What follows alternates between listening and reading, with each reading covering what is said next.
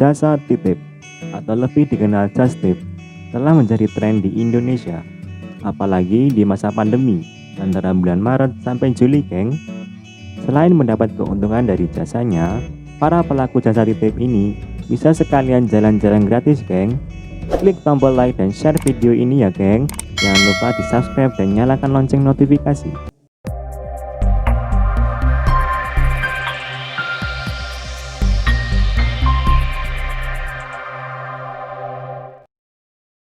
Bisnis yang lagi viral di media sosial ini memang lagi ngetrend di kalangan milenial, sobat. Hanya bermodalkan smartphone, bisnis ini dapat dijalankan di rumah dengan beragam aplikasi di media sosial. Bisnis ini biasanya identik dengan barang-barang impor seperti sepatu, kosmetik, dan baju.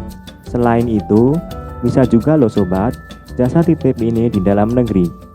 Namun, kebanyakan konsumennya berasal dari luar Jabodetabek. Dikarenakan brand-brand ternama dan event tersebut tidak menjangkau di seluruh wilayah Indonesia. Selanjutnya, apa sih modal yang diperlukan ketika ingin memulai bisnis ini? Pertama, persiapkan niat dan mental.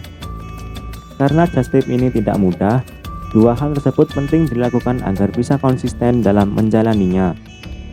Tidak semua orang bisa melakukan just tip ini. Intinya harus sabar, ikhlas, dan yang terpenting kejujuran. Selain itu, jangan dijadikan beban.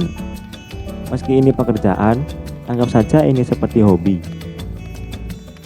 Kedua, modal. Tentunya modal juga menjadi salah satu hal penting yang harus dimiliki.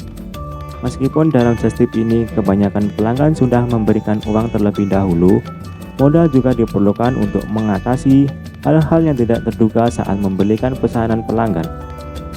Mulai dari barang yang ternyata berbeda, membeli ekstra koper, hingga biaya-biaya cukai yang sangat mahal. Meski sampai di luar negeri, bukan berarti modal yang diperlukan besar loh. Saya kasih tahu ya, sebelum pergi lakukan riset terlebih dahulu.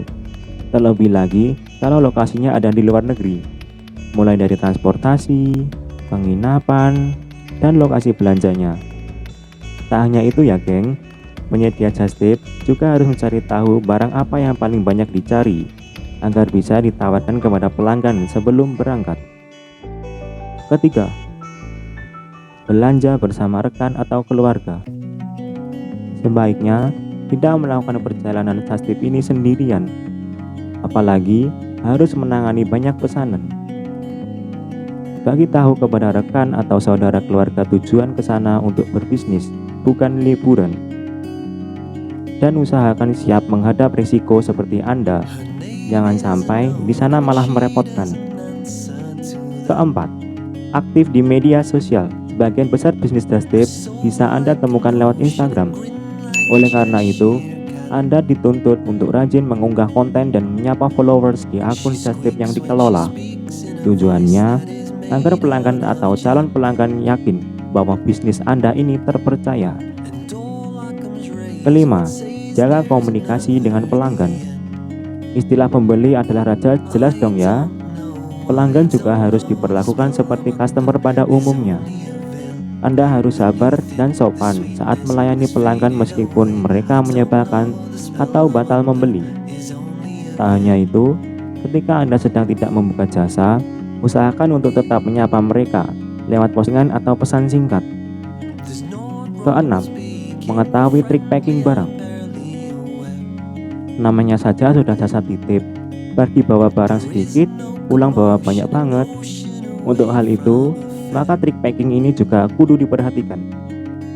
Kita ambil contoh misal, kalau cuma satu pulau Jawa saja, kan tidak perlu yang namanya bagasi.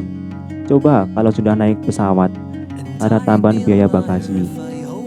Caranya, Anda harus bisa mengemas semua barang titipan pelanggan dengan baik dan tetap rapi, agar tidak memakan tempat yang terlalu banyak.